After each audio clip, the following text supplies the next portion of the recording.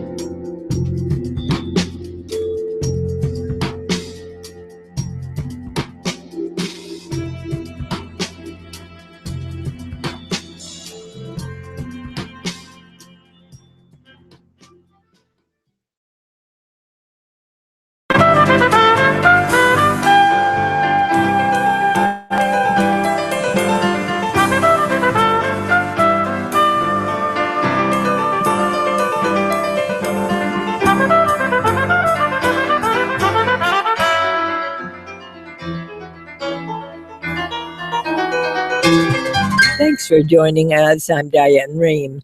The House votes to place greater restrictions on Syrian and Iraqi refugees entering the U.S. Presidential candidates outlined their plans to combat terrorism, and Bernie Sanders defines his vision of democratic socialism. Joining me for the domestic hour of the Friday News Roundup, Major Garrett of CBS News, Karen Tumulty of The Washington Post, and David Rennie of The Economist. As always, you are one of the guests on this program. Give us a call at 800-433-8850. Send us your email to drshow@wamu.org.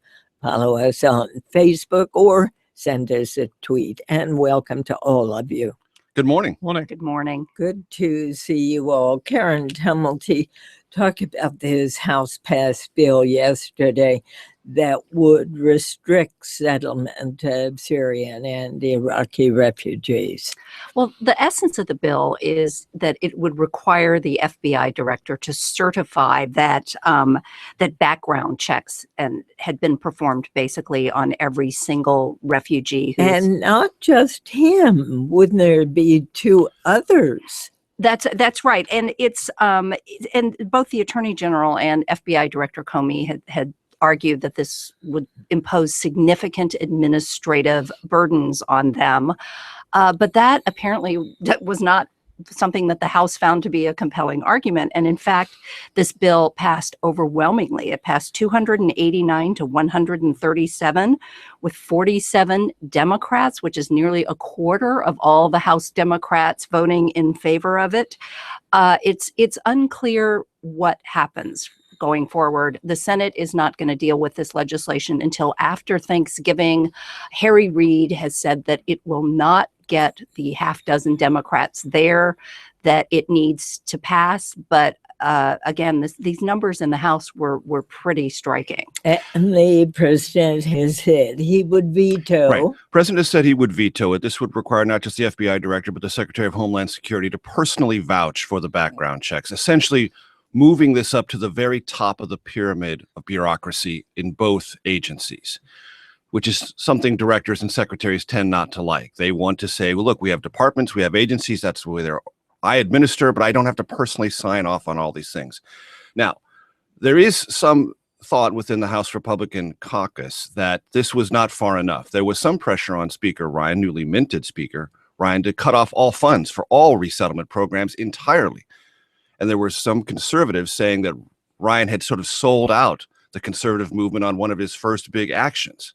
But what Ryan did, and I think this is an interesting insight into his approach to the speakership, is he turned to the chairman of the Homeland Security Committee, who had been conducting hearings for the better part of a year on this, and just a month ago had produced an entire report about testimony taken about the background checks, the biometric limitations. How do you have biometric information on people who don't have fingerprints? Who do you call in Syria to verify these sorts of things? And produced a piece of legislation that did have the consensus backing of the Republicans themselves and attracted Democratic support, even though hours before the vote, the White House Chief of Staff, Dennis McDonough, and the Secretary of Homeland Security, Jay Johnson, briefed Democrats and actually lost votes in the process. Wow. That shows you that the politics of this are perilous.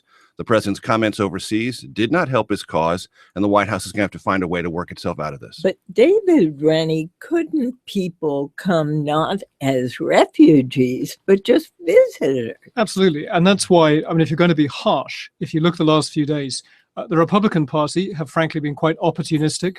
They're proposing things that make the American public feel kind of good in the short term, like shutting the doors to refugees, even though, as you say, if you were the Islamic State and you had terrorists ready to attack America, which we must assume must be one of their goals, you'd have to be mad to use the refugee path to get them into America, because it takes 2 years. They're going to be scrutinized by American intelligence. Far quicker to take one of your European citizens with a European passport, put them on a plane with the visa waiver program. I know as a European, you can get on a plane today, fly to America with no visa. So there's a tremendous opportunism on the Republican side, telling people what they want to hear, kind of security theater rather than serious security. But Major is absolutely right. There's Republican opportunism and there's White House and administration incompetence, because as Karen and Major said, the White House sort of half-heartedly tried to say, to imply that this House bill was in some way a poison pill, that it would make it impossible to get refugees into the country, that it was setting up so many barriers you couldn't. But then House members on the Democratic side, when they heard the briefing from the administration couldn't quite deliver on that kind of promise. They couldn't explain why it was such a disastrous piece of legislation, which is why we saw so many Democrats just bowing to the political inevitable and going with the Republicans. Karen. And it really is extraordinary that they would focus on this and not on the visa waiver program. Basically, the way that works, 20 million people got in under that program last year. And basically, you just do an online application and it does a quick background check and you're in. And again, I mean, 20 million people. And, you know, the number of refugees that we're talking about here is 10,000. So is there an effort to change the visa waiver program? So overseas today, the White House Press Secretary Josh Earnest mentioned approvingly bipartisan legislation backed by Senator Diane Feinstein of California, Jeff Flake of Arizona, to put some reforms and some new restrictions and some new means by which to better screen this visa waiver program. That's something I think this is likely to land in the Senate, where the White House will say, look, you've got that piece of legislation in the House. We have to respect it, but we really would like to go in this direction, find a bipartisan majority that goes in that direction, maybe meld some watered down version of the House bill in there, try to declare victory and move on. This is a conversation, though, that is also important across the Atlantic, because the European Union is going to have to come to grips with something that is a malevolent force within the very optimistic creation of the European Union, a borderless place of economic vitality and unity. There has been resistance to putting together what's called a PNR, a passenger notification record, which is a database of everyone who flies in and out of the European Union. It was first suggested after the Charlie Hebdo terrorist attacks. It's now being re-suggested, and the European Union is going to confront this because they don't want a database. They don't want an idea that in this unified place with no borders, we suddenly are reestablishing borders and we're checking on everyone who gets on and off an airplane. But they might have to move in that direction. And these are all part of the after effects of the Paris How atrocities. likely is that, David Rennie? Well, I don't want to step on your international. I'm sure you're going to discuss the kind of the European, demands for sort of tougher border controls. I think that in terms of American politics, one thing that I think is not going to be a sustainable position for very long is you've seen some pretty smart foreign policy focused presidential candidates like Senator Marco Rubio of Florida saying, you know what, my starting point on this is that I just don't have any confidence in the American federal government's ability to screen for dangerous people. So that's why he's decided he can't accept refugees, which is politically popular. But if you think about that for 2 seconds, if you don't have confidence in screening, you don't have anything. Because as was just explained, there are 20 million people around a year from Europe, and the only protection we have is screening. So at the moment, it's very successful for politicians to imply that you can lower you can haul up the drawbridge, lower the portcullis, put crocodiles in the moats, and somehow that will keep America safe. But we all know that, in fact, that isn't how you keep places safe in the modern world. We have to have confidence in screening, and you can't just blanket say you don't trust the federal government to do screening. So indeed, what many governors, more than 24, are now doing is saying, we won't accept any of these refugees. But of course, the refugee policy is not a state responsibility. Immigration is a federal responsibility. But can they block it somehow? They can certainly create hostile conditions within their states. And by the way, these are 30 states, 29 of them governed by Republican governors, one Democrat, the governor of New Hampshire. But you're also not only seeing governors. I mean, this feeling is seeping down to the very, very local level. We had the mayor of Roanoke, a Democrat who was a very prominent Hillary Clinton backer in Virginia, citing Franklin D. Roosevelt's internment of Japanese Americans during World War II as the model of what we should be doing now. As the model? Yeah, and was therefore swiftly removed from prominent position on said Hillary Clinton's website and the Virginia Leadership Committee that she had formed only 2 weeks ago, announcing all these prominent Virginia politicians. I'm sure, by the way, that his high school history teacher was hanging her head in shame. Wow. I mean, and this goes to a much deeper conversation, one we've had on and off since 9/11, but one that continues to gain more importance and I think more vibrancy. What is our orientation to the question of religious freedom? What is our orientation toward those within our population who, for some reason, look different than us, but are nevertheless integrated in our societies, Muslim populations? And how do we uphold every American value that we have and that we cherish in a time when anxiety and fear lead us into places of temporary political panic? And That's the challenge. is precisely what happened during the Roosevelt era. Short break here. Don't forget, you can watch this hour of the Friday News Roundup. Just go to drshow.org, click on live. We'll be back in just a moment.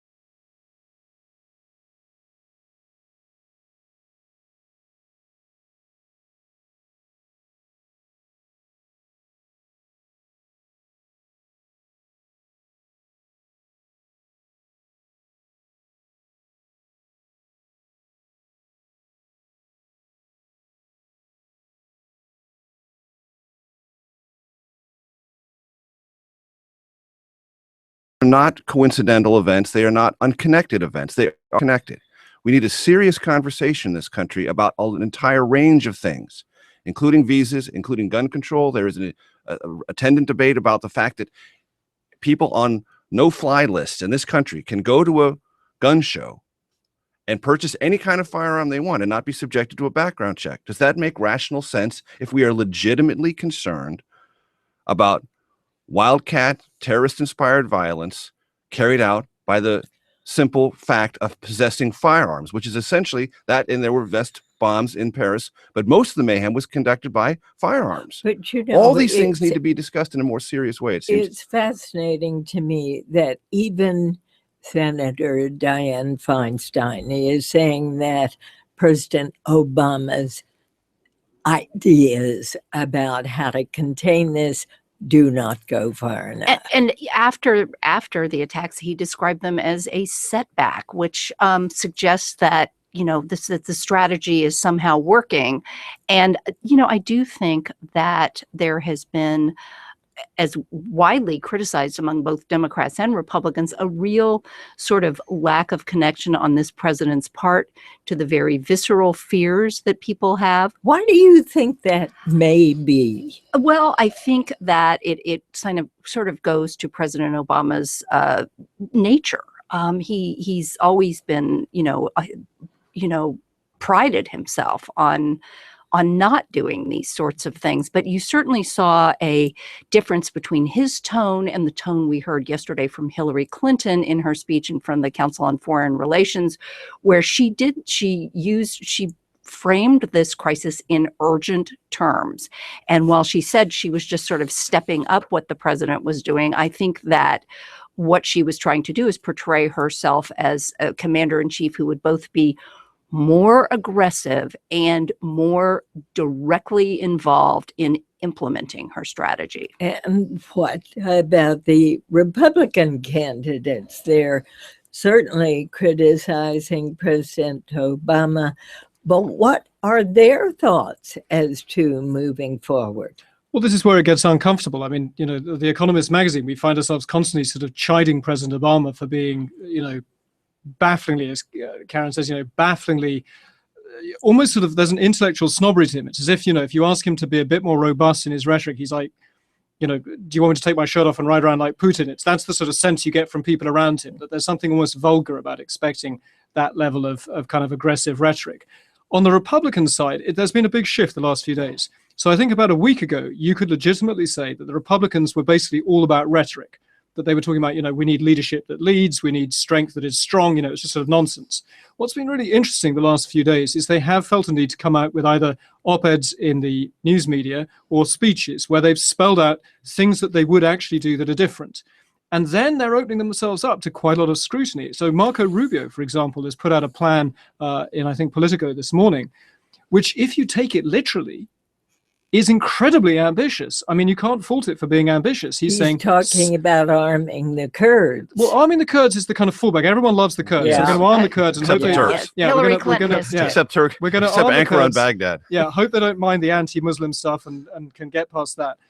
But what you're seeing, a number of them, so John Kasich, governor of Ohio, Senator Rubio, a number of the candidates saying safe zones. We need to build safe zones in Syria, in Iraq, big enough, in Marco Rubio's words today, safe zones in Syria large enough that you can get refugees into those, stem the refugee flows, you can use them for the training and the arming of rebels. So he's essentially saying serious chunks of Syrian territory under coalition responsibility, with Russian airplanes flying around, with Russian forces on the ground, with Iranian-backed forces on the ground. And he says, and we will oppose Russia and Iran in their bids to back up the Assad regime. Well, if you take that logically to its furthest extent, he's talking about American forces getting pretty toe-to-toe with Russian forces. So how is Hillary sort of differentiating herself from President Obama?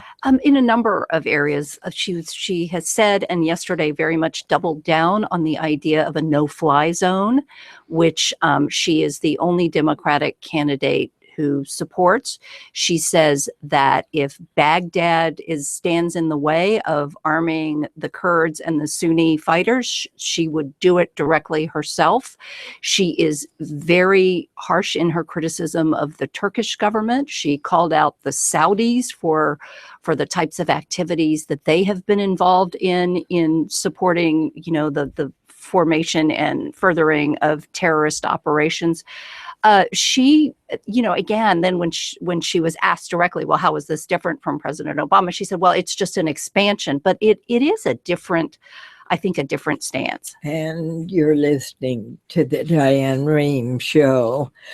We should mention here, among the Republican candidates, that one has now dropped out. Yes, Bobby Jindal, governor of Louisiana, the only Republican candidate with the distinction of being underwater, even among Republicans in his home state. So he not only was floundering on the national stage, he's floundering at home as well. All right. And let's, for a few moments, talk about Bernie Sanders' statement regarding his own democratic socialism. So he gave a speech at Georgetown University this week to try to explain that democratic socialism, as he conceives of it, isn't scary, ought not to be scary, and actually is rooted in some important movements in American political history. He's tried this a little bit at the debate, broadcast on CBS, by the way, on Saturday, where he mentioned that he would raise tax rates to pay for some of his plans, but not nearly as high as noted socialist Dwight David Eisenhower, when the rates at the top income bracket were 90%. And he talked about how if Teddy Roosevelt, another lionized Republican, maybe not as lionized as he was in a certain other era, but lionized nonetheless, would have broken up the big banks and said these are trusts, they are antithetical to American conceptions of free market capitalism, and they must be busted up.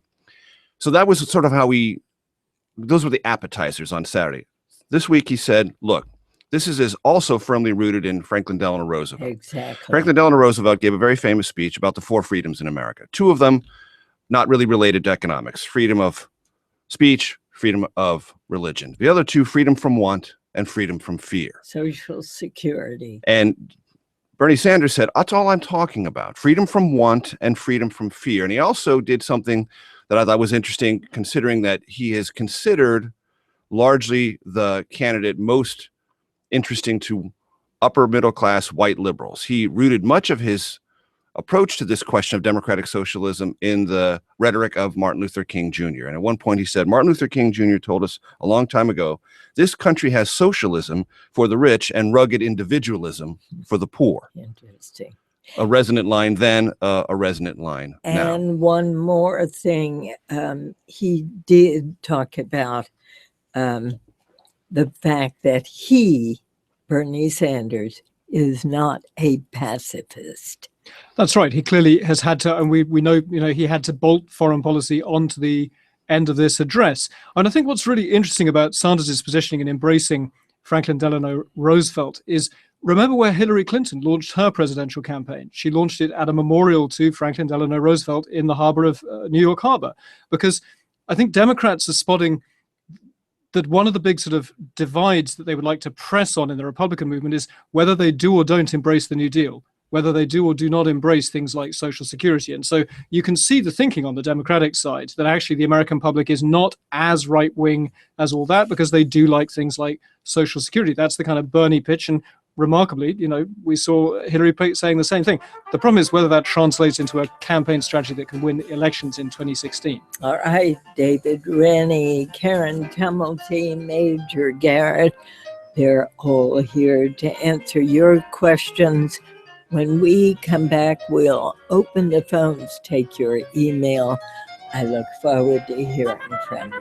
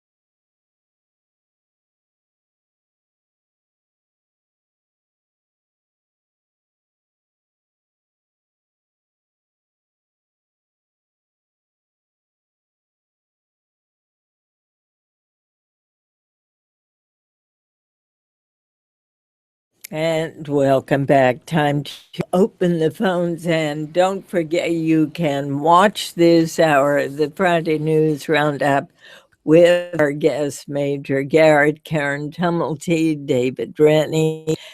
If you go to drshow.org and click on Watch Live. Let's go first to Lakeshoreland, Washington. You're on the air, Lou. Good morning, Diane. Hi. I'm not worthy, but I do have a couple of quick points for you. Okay. These people who are refugees from Syria don't need any more abuse. We should not be sending them to the states of the old Confederacy, because we're now about to celebrate the 150th anniversary of the white Christian terrorism wrought by the Ku Klux Klan. So we have dealt with this for a long time here. Quit complaining about Muslim terrorism. And my second point is, we have a great example of how Americans who are concerned about ISIS and want to fight ISIS can get involved. The left-wingers in this country went and fought and died against Franco in the 30s, the Abraham Lincoln Brigade. It's time for what I call the chicken hawk war profiteer complex to stand up and go over there and join the Kurds and find out what it's really like. All right. Thanks for your call. There's a lot of debate over this question that the president has resisted of putting boots on the ground. Sure, for lots of reasons, some of which David talked about in the context of Marco Rubio's proposals. When I talked to Marco Rubio earlier this week, he said there need to be thousands more American Special Operations Forces in Syria engaging ISIS directly, and that would be a magnet to other Sunni nations to bring their ground forces in there. That's an aspirational concept. I'm not sure it's true. He believes the only way it's possible is if you put a lot more American Special Operations Forces on the ground. Anyone who knows anything about special operators knows there's a long tail attached to that. It's not just special operators. It's air support. It's evacuation plans that must be built around any of their operations. So if you talk 5,000, you're actually talking about 15,000. If we're going to get involved in those numbers, then you know what? Congress needs to write an authorization to use of military force about this conflict, something the president has asked for it to do and something it has been stoutly resistant All right, to do. to Portland, Connecticut. Kelly, you're on the air. Yes, good morning. Excuse my voice, I have a bad cold. Yesterday, Hillary Clinton gave a long speech on how she would handle ISIS and national security. I believe it was a blatant attempt to undermine President Obama's position, but her credibility on security is questionable. She ignored Ambassador Chris Stevens' 600 emails for more security, yet it's reported she immediately answered actor Ben Affleck's email regarding security issues in the Congo Republic only a few months before the attack on Benghazi. Well, I'm not exactly sure how these are applicable to her ISIS strategy here. The fact is, she, as I had mentioned earlier, did outline a set of proposals that was fairly comprehensive, and I think drew a pretty strong contrast with, again, the type of commander-in-chief that she would be in dealing specifically with the Middle East. All right, here's an email from Christine, who says the comparisons to Japanese internment during World War II are inaccurate. We're not talking about deporting those already here, but being cautious in accepting new immigrants. Plus, if we are simultaneously at war with ISIS and Assad's regime, why shouldn't we wait until the conclusion of the conflict before we take in refugees? We did not accept German refugees during World War II, arguing that we would somehow be able to distinguish between good Germans and Nazis. Well, I think that's very revealing, because I think that I don't want to put words in the mouth of that listener, but I think you have seen politicians like Ted Cruz, when they say that there shouldn't be Muslims allowed in, implying that somehow it's impossible to believe that a Muslim refugee from Syria could be on the side of the angels. that it's impossible to believe them when they say that they're actually fleeing precisely the horrors that we also oppose. I mean, there are plenty of Syrians who would say, you hate Islamic terror, we hate Islamic terror. The Islamic State were cutting the heads off of members of our village, members of our family. That's precisely why we have a well-founded claim of persecution and have the right to enter America. And I think it's incredibly dangerous. And I think that is the parallel with Japanese internment, though it's not a perfect parallel. You saw the governor, the Democratic governor of Washington State, making this parallel, that if we just write off and say there is nothing that we can do to find good people in the Muslim world, Muslims are inherently more dangerous than Christians. And let's not forget, that's what we've seen some people who want to be president saying this week. That is the kind of blanket behavior. And of course, we did let German refugees in if they were Jewish, because there were German citizens who were Jewish who wanted entry into the US. And that was a perfectly legitimate debate in the late 1930s. And frankly, not one that America was always incredibly on the right side of. But we there's let them also in, but far later than we should have. Yeah. But there's also fresh data that a majority of Americans are pretty much on the same page as Christine. For instance, there was a poll put out by Bloomberg this week where 53% said that they wanted to see the resettlement program of Syrian refugees shut down entirely. 11% said it should be open only to Christians. And only about 28% of Americans said that they wanted to see it continue with the exact same level of screening we have now. All right, and here in regard to Bernie Sanders, an email from Steve in San Antonio. He said, I thought his invoking U.S. history of radicalism rather than relying on Denmark was an important move to make democratic socialism more familiar to U.S. audiences. Said, I think that was on point. However, I suspect he was speaking to the choir on that point and perhaps did not persuade any liberals to his cause. Hard to know, but I did talk to Jeff Weaver, his campaign manager, Tad Devine, a senior strategist, after the debate in Des Moines, and they said the speech is coming. It's important because they thought it was necessary for Bernie Sanders to root his approach to politics and this question of definition of democratic socialism in the American experience. Historically, he'd said, you have nothing to be afraid of. The Scandinavian countries, Denmark, Sweden, Norway, Finland, and certainly my relatives on my mother's side all come from Sweden, so I don't fear them, and I don't think most Americans do either. But that doesn't necessarily mean you want to incorporate that, or that is your lodestar politically or culturally for a potential nominee of a major party. So what Bernie Sanders said is, you know what, let's set aside Denmark, Finland, Sweden, Norway, as nice as they are. Let's talk about FDR, Martin Luther King Jr., Teddy Roosevelt, and even Dwight David Eisenhower, if you can work it in, which I still think was among the most creative means of recasting that debate I've seen. All right, to Birmingham, Alabama. Robert, you're on the air. Ms. Raymond, I'd like to thank you so much for your intelligent show and just ask your panel to comment on one point. One thing that we haven't heard all week about the attacks this past Friday was, we'll all agree this was the worst attack on French soil since World War II. And yet on Saturday, one of the main articles in the New York Times was about the current administration releasing 5 more terrorists from Guantanamo Bay. And as we know, there's a good chance that these guys will make their way back to the battlefield. What do you think, Major? So these 5 detainees had been there for 14 years, untriable, because of the various complications of their capture, the evidence, and the ability or inability to bring that before a suitable tribunal. And they were sent to the United Arab Emirates. The recidivism rate of those who had been held in Guantanamo is in the low 10 to 20% category. Some do, many don't. The White House and the Pentagon believe they go through and tell us that they go through an elaborate process of judging the risk and the gains by releasing them. The president would like to close Guantanamo. President George W. Bush also wanted to close Guantanamo. But after the release of these 5 detainees, the Attorney General, Loretta Lynch, this week also made it fundamentally clear there will be no executive action to close Guantanamo before President Obama leaves office.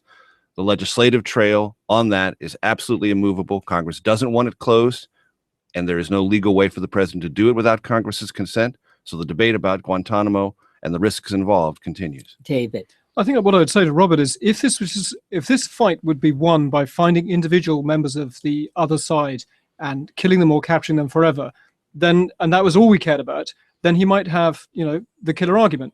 The problem is it's also a war of hearts and minds. I mean, if you just worried about these 5 individuals, then you'd line them up and shoot them without a trial. But America's great advantage in this war of hearts and minds is that it has the rule of law and that it obeys due process. And the bigger picture is that Guantanamo Bay damages America's ability to form alliances around the world. All right, to Daryl in Dallas, Texas. You're on the air. Good morning, Diane. What a pleasure it is and an awesome privilege to be talking to such a national treasure. Thank you. My point that I would like to make was lightly touched on. Our governor, Greg Abbott, with the fear-mongering from the refugees, has just recently allowed open carry guns to go so that any deranged person down here can walk up to a gun show in Dallas or Fort Worth and openly purchase a weapon without background checks. And here he is, Greg Abbott, with the fear-mongering, wanting super checks on the refugees, and we don't want them in our state. Karen Tumulty. Well, and I'm also a Texan. You're also hearing the argument from a number of the Republican candidates that if France had looser gun laws, that maybe people could have fought back, and the same argument is being made here. So I think this is this sort of almost theological divide on guns in this country. And we have several emails like this one from Mark. How can conservatives be so worried about terrorists immigrating to the U.S. when we have domestic terrorists shooting people in movie theaters and schools, and they do nothing on gun control? Well, and I mentioned this before. I think the caller, Daryl, was referring to it. Legislation has been introduced in every Congress since the Bush administration proposed it. Let me say that again. Since the Bush administration proposed it, aligning background checks with people who are on the no-fly list. Hello, that sounds like a pretty simple basic. If you can't agree on the entire background check regime, does everyone fall into that, yes or no? How about people on a no-fly list because they are a sufficient security risk that they can't get on an airplane? How about that? And this is where you have a conversation that is full, as David implied earlier, of all sorts of robust rhetoric about security and protection and absolute security and all these other things. And then you have legislative realities that suggest quite the opposite. And you're listening to the Diane Rehm Show. And caller in Cincinnati, Ohio. Carlton, you're on the air. Good morning, Diane. It's good to hear your voice, and I appreciate the intelligent discussion and your panel Thank also you. just kind of denouncing the crazy statements made by Donald Trump. I think that's important that a wide variety of people do. I had a quick question. I was listening this morning to Steve Inskeep interview the governor of Michigan. He declined to say that he wanted to extend his pause to travel visas or student visas. Our Democratic mayor here in Cincinnati has joined our Republican governor in saying the same exact thing. I find it disturbing that we're talking about refugees when in fact the people that carried out this attack, which is why people are saying we should have a pause, maybe one was a Syrian refugee, and that's kind of been cast into doubt. Does your panel know of any governors or mayors who have called for a pause? And a quick shout out to Nan Whaley, governor of Dayton, who is accepting as many Syrians as she will be asked to accept. And you're asking specifically, I gather, about travel visas. Yes, please. Right. So Rick Snyder's an interesting case. Rick Snyder, governor of Michigan, a different kind of Republican, not anywhere near as ideological as many of his Republican gubernatorial colleagues, had been much more forward-leaning on the question of Syrian refugee resettlement before the Paris attacks. There is a not insubstantial Muslim population in Dearborn, Michigan. It is part and parcel of the Michigan experience to have and welcome and live comfortably with a Muslim population. And then Rick Snyder sort of surprised a lot of people by being among the first Republican governors to say, you know what, Syrian refugees no longer welcome. And this visa question goes to, I think, a kind of underlying economic aspect of this debate. The economics of resettling refugees is costly. Right. The economics of bringing in people with visa, travel authorities, and the credit cards that oftentimes accompany them are much more on the upside. Exactly. I think you cannot consider this issue without understanding that basic fact and separating fact. David. And it's interesting that one of the proposals that hasn't really got a lot of traction this week is Senator Rand Paul, whose presidential campaign is not doing fantastically well, but he tried to get himself noticed this week by saying he would have a complete moratorium on visa entries, students, work visas, from 30 countries that he said were countries with a major jihadi problem. He then wouldn't list those 30 countries, which doesn't get you lots of points. And he then said that he would have a 30-day waiting period for people in, say, Europe on the visa waiver program before they could actually take that plane across the Atlantic. And it's interesting that that's probably the most extreme. He used the word dramatic. He admitted economically dramatic things you could do, and it just hasn't gained any traction. Partly that's because he's Rand Paul and he's not the man of the hour, but you can see that the costs are so large that people are not really willing to go down that path. So the effects of the bombing, the shootings, the killings in Paris and all over the world, with the plane leaving Egypt being shot down. I mean, the repercussions are everywhere. Our world is in a mess. It is, and there's no leader at this point, I think, anywhere who has a very clear explanation or a plan for getting us beyond this mess. And the civilized mind has a very hard time wrapping itself around the barbarism that we see from ISIS. I do agree. It's hard to anticipate it, hard to deal with it, hard to confront it. Major Garrett, he's chief White House correspondent at CBS News. Karen Tumulty, national political reporter for the Washington Post. David Rennie is Washington bureau chief and columnist for The Economist. Thank you all so much. Thank you. Thank you. Thank you. And thanks all for listening. I'm Diane Rehm. The Diane Rehm Show is produced by Sandra Pinkard, Denise Couture, Rebecca Kaufman, Lisa, Alexandra Botti, Dale Knight, Susan Casey, and Allison Brody. The engineer is Toby Schreiner. Danielle Brown answers the phones. Visit drshow.org for audio archives, transcripts, and podcasts. Our email address is drshow@wamu.org, and we're on Facebook and Twitter. This program comes to you from American University in Washington. This is NPR.